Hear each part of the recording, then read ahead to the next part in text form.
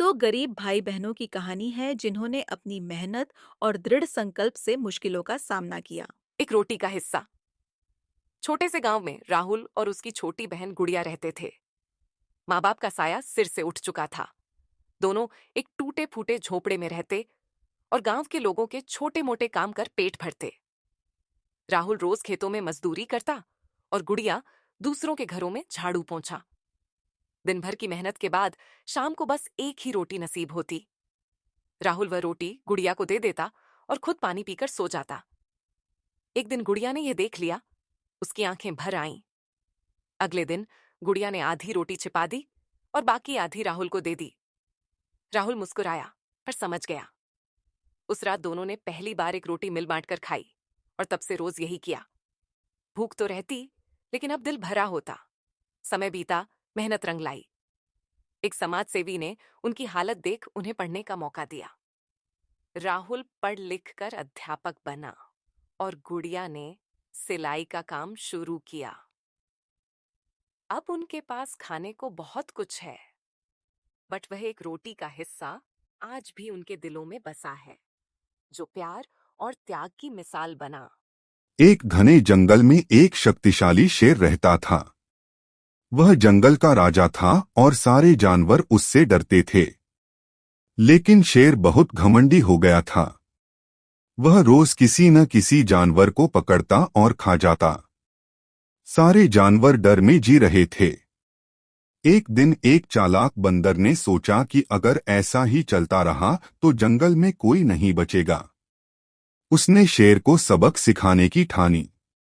बंदर शेर के पास गया और बोला, महाराज, मैं आपके लिए एक और शेर लेकर आ सकता हूँ जो दावा करता है कि वही असली राजा है।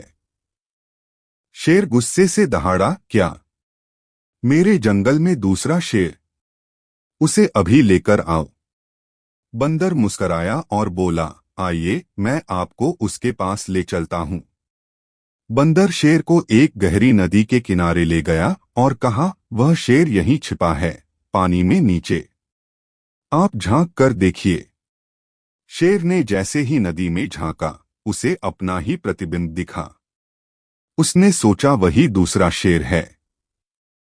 वह गुस्से में कूद पड़ा और बहाव में बह गया। बंदर पेड़ पर चढ़कर हंसते हुए बोला, अहंकार और गुस्सा हमेशा विनाश की ओर ले जाते हैं। सीख, नैतिक। अहंकार और गुस्से में लिए गए फैसले अक्सर हानि पहुंचाते हैं और बुद्धिमानी से बड़ी ताकत को हराया जा सकता है। एक रोटी का हिस्सा। छोटे से गांव में राहुल और उसकी छोटी बहन गुड़िया रहते थे। माँ बाप का साया सिर से उठ चुका था। दोनों एक टूटे फूटे झोपड़े में रहते और गांव के लोगों के छोटे मोटे काम कर पेट भरते। राहुल रोज खेतों में मजदूरी करता और गुड़िया दूसरों के घरों में झाड़ू पोंछा। दिन भर की मेहनत के बाद शाम को बस एक ही रोटी नसीब होती। राहुल वह रोटी गुड़िया को दे देता और खुद पानी पीकर सो जाता। एक दिन गुड़िया ने यह देख लिया। उसकी आंखें भर आईं। अगले दिन गुड़िया ने आधी रोटी छिपा दी और बाकी आधी राहुल को दे दी। राहुल मुस्कुराया पर समझ गया। उस रात दोनों ने पहली बार एक रोटी मिल बांट कर खाई और तब से रोज यही किया। भूख तो रहती, लेकिन अब दिल भरा होता। समय बीता, मेहनत रंग लाई। एक समाज सेवी ने उनकी हालत देख उन्हें पढ़ने का मौका दिया। राहुल पढ़ लिख कर अध्यापक बना और गुड़िया ने सिलाई का काम शुरू किया।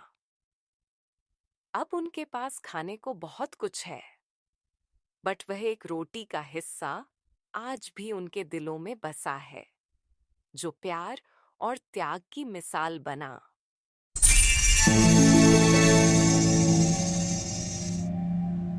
एक घने जंगल में एक प्यारा और बुद्धिमान भालू रहता था, जिसका नाम था बलू। वह बहुत ही दयालु और सबका ख्याल रखने वाला था। उसी जंगल में एक छोटा लड़का भी रहता था, जिसका नाम था मोघा। मोघा एक इंसानी बच्चा था जिसे बचपन में ही जंगल में छोड़ दिया गया था और जानवरों ने उसे पाला था। मोघा और बलू अच्छे दोस्त थे। बलू ने मोघा को जंगल के नियम सिखाए, कैसे पेड़ पर चढ़ना है, कैसे शेर से बचना है और कहां से मीठे फल मिलते हैं। मोघा बहुत समझदार था और उसने सब कुछ जल्दी सीख लिया। एक दिन जंगल में शेरू आया जो बहुत क्रूर था। वह जंगल पर राज करना चाहता था और सब जानवरों को डराता था। उसने मोघा से कहा, तू इंसान है, तेरा इस जंगल में कोई काम नहीं, भाग जा यहाँ से। मोघा डर गया, लेकिन बलू ने उसका साथ नहीं छोड़ा। उसने मोघा से कहा, डर मत, हम सब मिलकर शेरू का सामना करेंगे। सभी जानवरों ने मिलकर एक योजना बनाई। उन्होंने शेरू के लिए एक गड्ढा खोदा और उसे वहां गिरा दिया। शेरू डर गया और वादा किया कि वह अब किसी को परेशान नहीं करेगा। इसके बाद जंगल में शांति आ गई। बलू और मोघा फिर से खुश होकर जंगल में रहने लगे। मोघा अब जंगल का हिस्सा बन चुका था, एक ऐसा इंसान जो जानवरों का दोस्त बन गया था। नीति सीख, सच्ची दोस्ती में डर नहीं होता, मिलकर कोई भी मुश्किल हल की जा सकती है। एक समय की बात है, एक व्यापारी के पास एक घोड़ा और एक गधा था। वह दोनों की मदद से रोज अपना सामान एक गांव से दूसरे गांव ले जाया करता था। घोड़े को वह हमेशा हल्का सामान जैसे कपड़े, रुई या चूड़ियां देता था, जबकि गधे को नमक, गेहूं या चावल जैसी भारी चीजें ढोनी पड़ती थीं। गधा रोज भारी बोझ से थक जाता, जबकि घोड़ा आराम से चलता और ताजगी से भरा रहता। गधे को यह बड़ा अन्याय लगता, लेकिन वह चुपचाप सब सहन करता। एक दिन रास्ते में उन्हें एक छोटी सी नदी पार करनी थी। जैसे ही वे नदी में पहुंचे, गधा फिसल कर पानी में गिर गया। उसके पीठ पर रखी नमक की बोरियां भीग गईं और नमक पानी में घुल गया। जब गधा उठकर चला, तो उसे आश्चर्य हुआ कि उसका बोझ बहुत हल्का हो गया है। वह मन ही मन मुस्कराया और सोचने लगा, अब मैं रोज इस ट्रिक से खुद को थकने से बचा सकता हूँ। अगले दिन फिर वही हुआ। नदी आते ही गधा जानबूझकर फिसला और पानी में गिर पड़ा। नमक फिर से घुल गया और वह बोझ से मुक्त हो गया। यह देखकर घोड़ा हैरान था, लेकिन वह कुछ बोला नहीं। तीसरे दिन व्यापारी को गधे की चाल समझ में आ गई। वह बहुत चतुर था। उसने उस दिन गधे की पीठ पर रुई की बोरियां बांध दीं और फिर वही नदी पार करनी पड़ी। जैसे ही गधा नदी में पहुंचा, उसने फिर से गिरने का नाटक किया। लेकिन इस बार जब वह उठा, तो उसे ऐसा लगा जैसे उसकी पीठ फटने वाली है। रुई ने पानी में भीगकर इतना वजन बढ़ा लिया था कि गधा हिल भी नहीं सका। उसका शरीर कांपने लगा और कदम लड़खड़ाने लगे। घोड़ा बोला, देखा, चालाकी हमेशा काम नहीं आती। मेहनत से बचने की कोशिश कभी कभी और ज्यादा मुश्किलें पैदा कर देती है। गधा शर्मिंदा हुआ और सोचने लगा, काश मैं ईमानदारी से काम करता तो यह हाल न होता। सुबह की हल्की किरणें खेतों पर उतर रही थीं। गांव की पगडंडी से एक जवान तेज कदमों से चला आ रहा था। वर्दी पहने, कंधे पर बैग लटकाए, सीधा अपने घर की ओर। शारदा देवी अपने आंगन में तुलसी को जल दे रही थीं। अचानक किसी की आवाज आई, माँ! शारदा देवी ने पलट कर देखा। उनके बेटे अर्जुन को उन्होंने पूरे 2 साल बाद देखा था। वह खुशी से रो पड़ी और उसे गले से लगा लिया। तू आ गया बेटा, मेरी आंखें तरस गई थीं तुझे देखने के लिए, माँ बोली। अर्जुन मुस्कुराया, माँ, तेरा आशीर्वाद था, इसलिए सही सलामत लौटा हूँ। शाम को गांव के लोग अर्जुन से मिलने आए। सब गर्व से भर गए जब उन्होंने सुना कि अर्जुन ने सीमा पर दुश्मनों से लोहा लिया और अपने साथियों की जान बचाई। मगर माँ की आंखों में चिंता थी।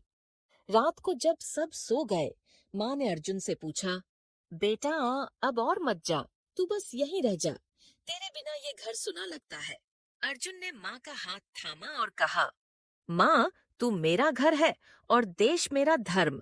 अगर मैं न जाऊं तो किसी और माँ का बेटा वापस न आ पाए। तू ही तो सिखाती थी, धर्म से बड़ा कुछ नहीं होता। माँ की आंखों से आंसू निकल पड़े, मगर चेहरा गर्व से दमक रहा था। उन्होंने अर्जुन के माथे पर चूम कर कहा, जा बेटा, तू देश की शान है। तेरा हर कदम मेरे आशीर्वाद के साथ है। सीख, माँ का प्यार और देशभक्ति दोनों ही बलिदान मांगते हैं, मगर वही इंसान सच्चा होता है जो इन दोनों की इज्जत करता है।